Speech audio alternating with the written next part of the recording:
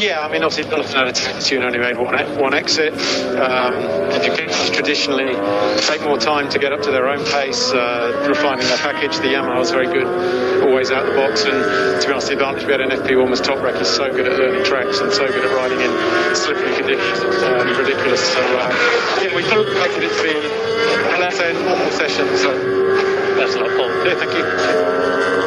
Yes, interesting to hear there that Paul's not taking any credit for Toprak's superb performance earlier on today. It's not that Yamaha are in a superb position or anything else, it's that Toprak is the man. Toprak is the man. He's been the man all the way through this season. We saw it in Most as well. Pretty much after only a couple of laps, he was down to lap record pace. And Toprak learns tracks quickly. A lot of these top riders do. They've got that mental capacity to be able to get themselves up to speed pretty quickly. And for most of these riders, when you talk to them, it's 4 or 5 laps and they've got themselves into a groove for knowing roughly where they have to be and what they have to do. What's interesting is someone like Scott Redding, I was chatting to him yesterday, I was asking him, Scott, what do you do to learn these tracks? Because he's had quite a few new tracks since he came to World SBK, and he said, I don't really do anything. I don't look at video, I don't look at track maps, go for a walk, and then I go out and ride it, and I get up to speed pretty quickly. And it is that adaptability that really sets apart the top riders. And it's the same as in any sport. If you're at that level, you've got that extra mental capacity just to make those steps. Toprak Razgatlioglu makes another step there, a 1 minute 34.230 now, and Andrea Locatelli, by following in his tyre tracks, has moved himself up into P2, so that working quite nicely for both of those Yamaha there. Yeah, you can see Jonathan Ray now leaving the pits, and Ray was busy on his first stint. He did a dozen laps, and now he's going to have 15 minutes for the rest of the session just to try and find a little bit more pace. As it is right now, he's about 0.8 of a second off Toprak. Expect to see him close that gap down. Alex Lowe's also out there completing an installation lap with 15 minutes remaining, and Razgatlioglu continuing on for another lap just to see if he can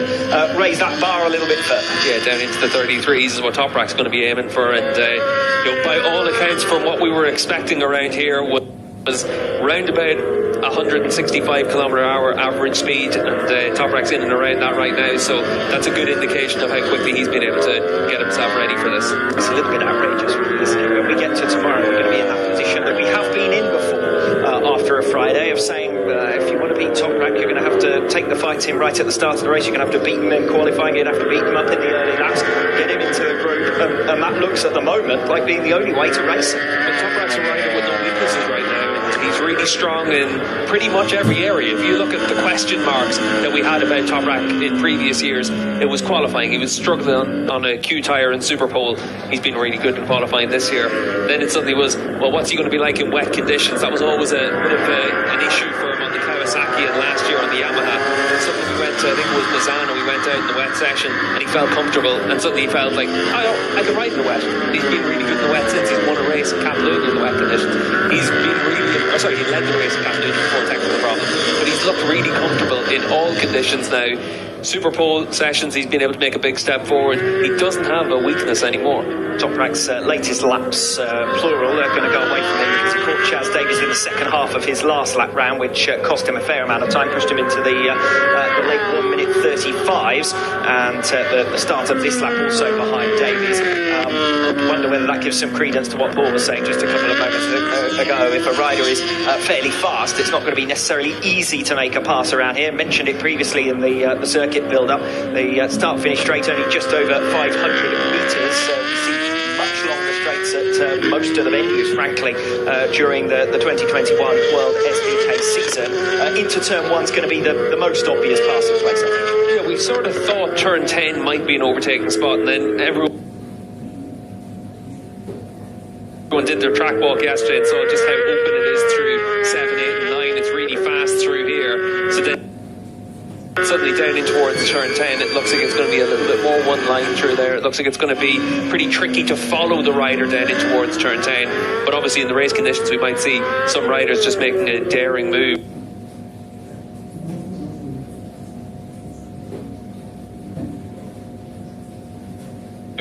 The second half of the lap you can see for Jonathan Ray from this point on, this is where the track really does remind you of Assen and that closing stage of the lap, and this is one of the areas of the track where the riders were saying grip was a little bit of a struggle through this area. There was a little bit of issues for some riders in the track conditions around here in the FP1. Down in towards the last couple of corners, down in towards turns 15 and 16. This is where Paul was really talking about. It doesn't look like you're going to make moves. I still think you're going to see moves into there, but it's going to be moves where it's just put the bike down the inside, absolutely block off all paths, and try and use that to your advantage.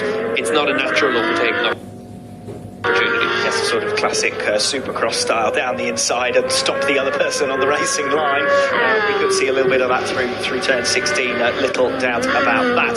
Jonathan Ray just crossing the line with 4.69, so that's less than a quarter of a second. Toprak Razgatlioglu, which bodes well. This is his teammate Alex Lowe's personal best for him as well. Now, from joining the top 5 who are all into the 1 minute 34 was in this session. Yeah, what's interesting for Ray is pretty much losing all that time in sector 1, matching Toprak, and so he'll know that he needs to make a bit of time between turn 1 and down in towards turn 5, so that's where Kawasaki need to find a bit of a step forward. Lows in that sector as well, 0.3 of a second slower than Toprak. Razgatlioglu looks set now to prove and underline that pace by putting in another similar lap. He's only 3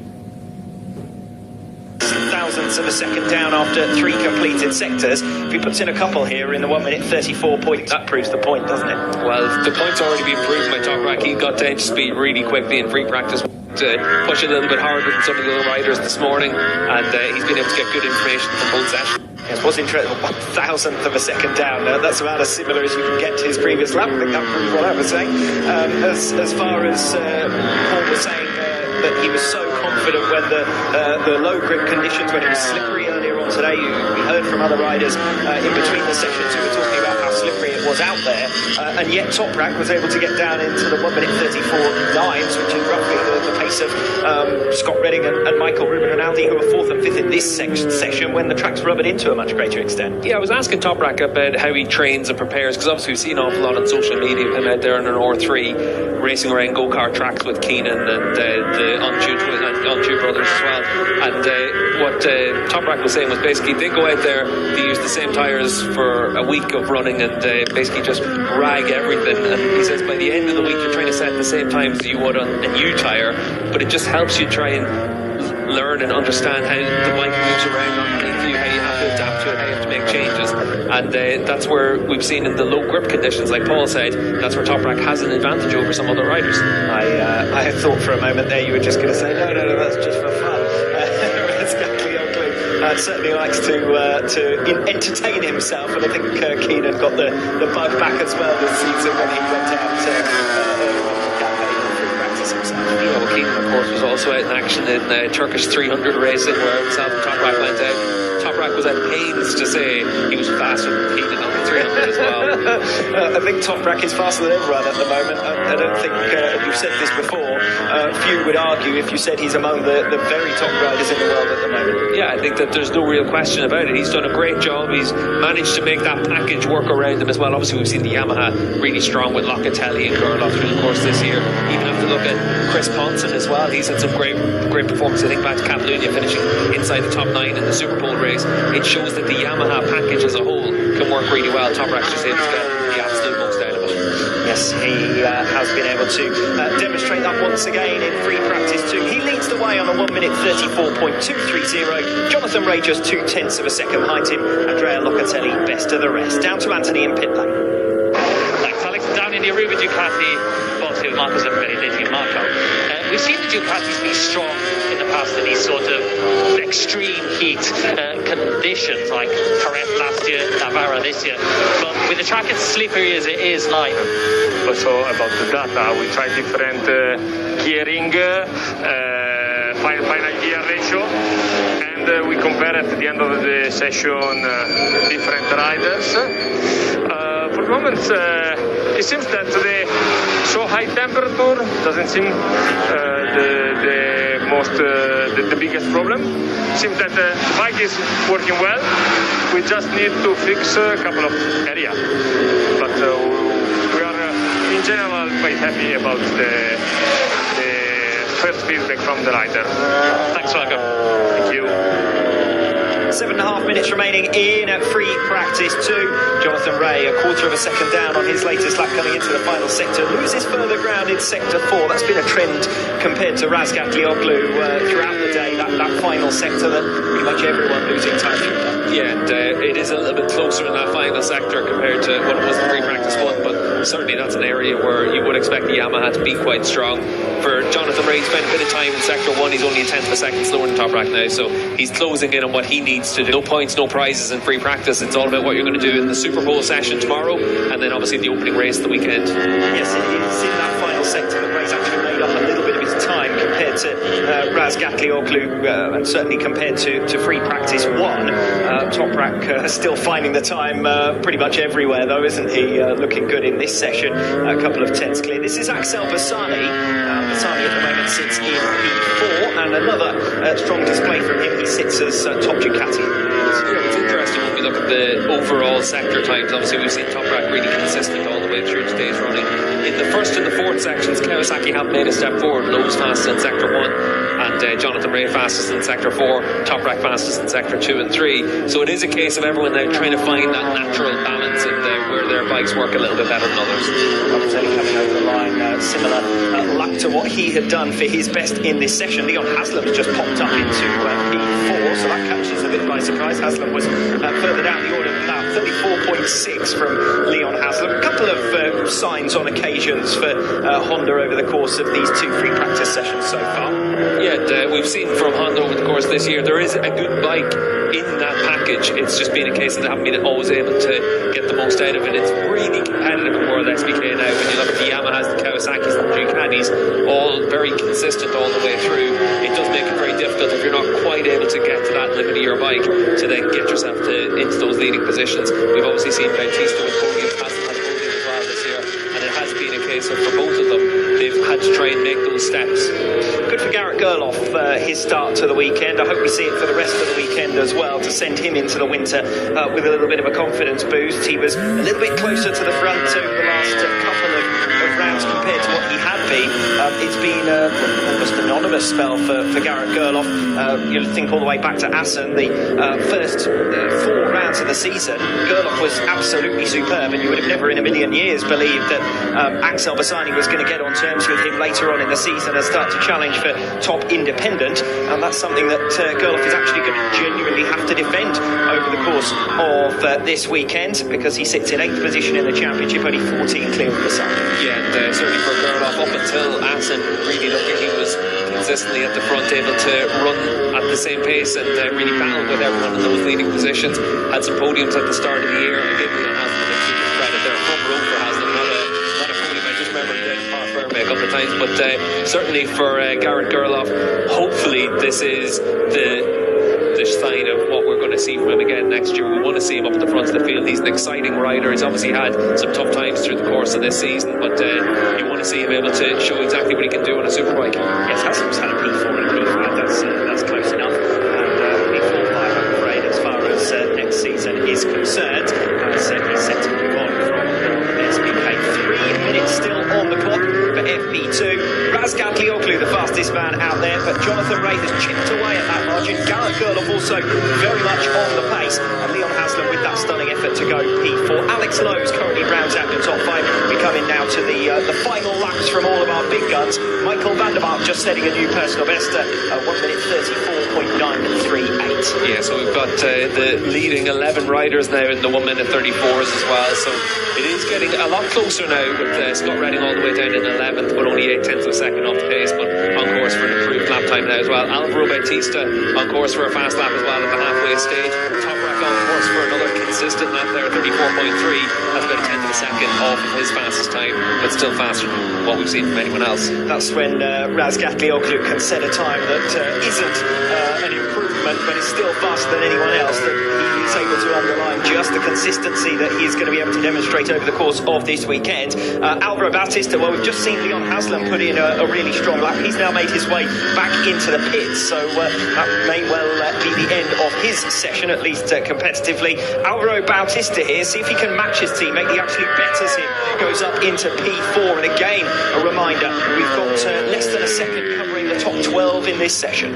Yeah, and for the top 12, it's only 0.8 of a second separating them. It's going to get a little bit closer now as well. Scott Redding just coming into the last couple of corners. We catch up with the number 45. He's half a second off the pace, but couldn't move himself up a couple of positions here. Well, he only needs to gain 0.2 of a second. He'll move all the way up from 12th position and up to 7th, and that's exactly what happens. 1 minute 34.827. Redding does go P7.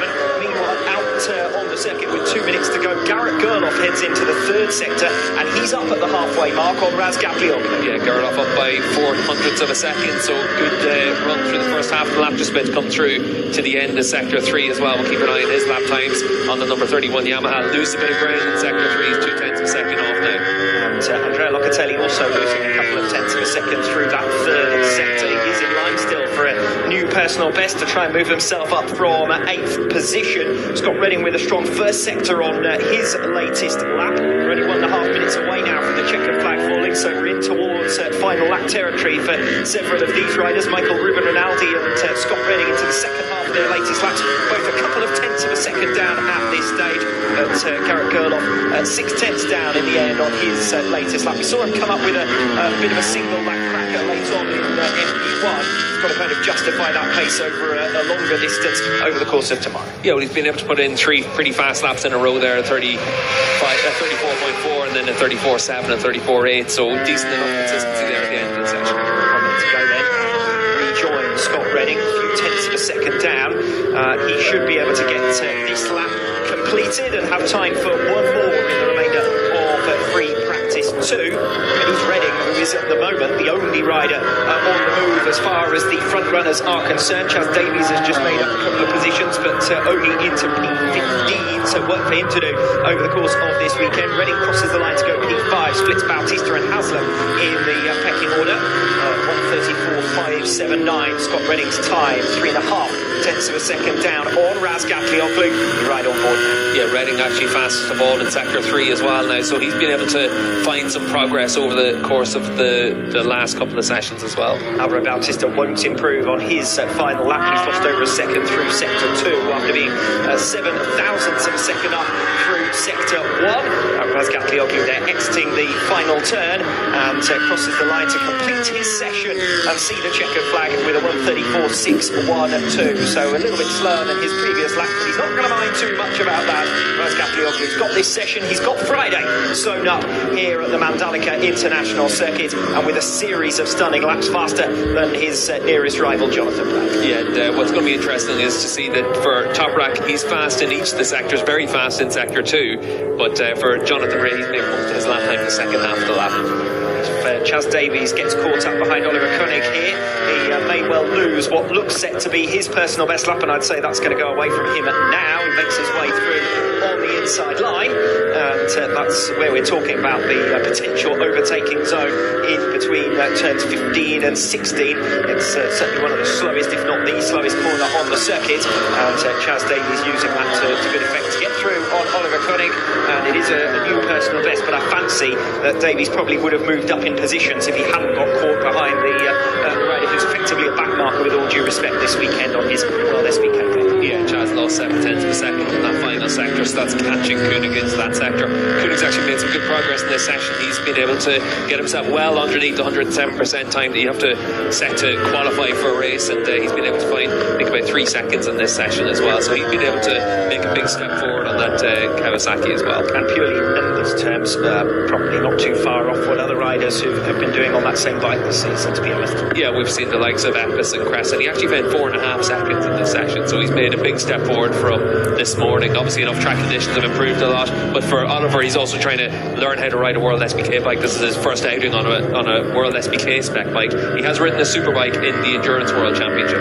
Yes, but even then, for only a fairly limited spell, having jumped straight up from Supersport 300, which is a world away from what he's going to be racing this weekend, and do send best of luck to him to try and mix it with these big guns is far from easy. In fact, 1.7 seconds covering the entire field, aside from Koenig, who's down in 20th position, so just to underline how close they are. A bit of a gap behind the top 12 positions. Isaac Vinales, 12th fastest, less than 3/4 of a second slower than Toprak Razgatlioglu P1, and then 4/10 to Tom Sykes' next best. So we've seen 2 groups develop over the course of FP2. You've got only 7.5 covering the top 12, and then 1.7 covering the entire 19, with Oliver Koenig the outsider, as it were, in that sense. Yeah, I think it's also worth mentioning that Isaac Vinales is up there inside the top 12, only 7/10 of a second off. Being able to carry forward that form that we saw in Portimao in Argentina, that's good to see from the Orlac Kawasaki team. Yes, good news for him as well as he heads towards the winter. We're winter in Europe, but it certainly doesn't feel like it at the moment for me, I can tell you that. The air temperature, the humidity here in Indonesia really is quite stunning. It's open the commentary box door is like opening your oven door back home. Razgatlioglu just making his way back into his pit box, having finished P1 once again. He'll be looking to make it a clean